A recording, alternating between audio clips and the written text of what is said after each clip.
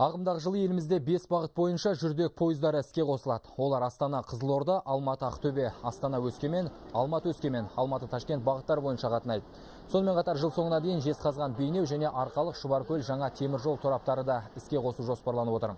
Бұл туралы Қазақстан темір жолы ұлттық компаниясы президенті Асқар Мамин мәлімдеді. Оның айтуынша, биыл 28 мың жаңа жұмыс орындары ашылып, компанияның таза табыс көлемі 122 миллиард теңгеден кем болмауы тиіс.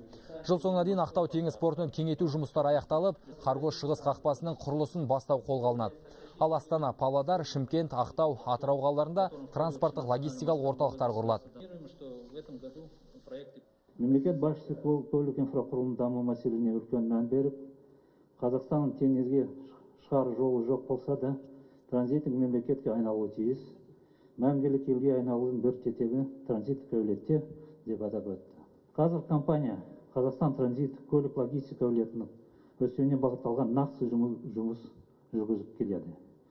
Жалпы 2013 жылдың компания жоспарға сәйкес орындалған қаржы өндірісі көрсеткіштерін аяқтап отыр.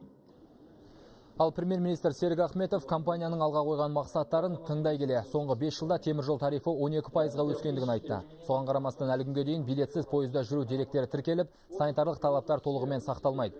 Демек, қызмет сапасын жақсарту керек. Сонымен қатар Қазақстан, Еуропа, Ресей, Қытай елдеріне астық, көмір жеткізетіндігін ескере келе, сыртқа тауар тасымалдаушыларға субсидия беру жолдарын қарастыру керек деді Серік Ахметов.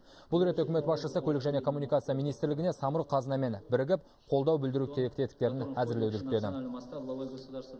Мемлекет басшысы өзінің биылғы жолдауында үкіметке тиісті тапсырмалары берді. Оның ішінде транзиттік тасымал саласын дамыту, екінші индустриалды бағдарламаны дайындау бойынша Қазақстан темір жолының алдында да бірқатар міндеттер тұр. Компания бірінші кезекте елбасы тапсырмаларын орындалу қамтамасыз ету қажет.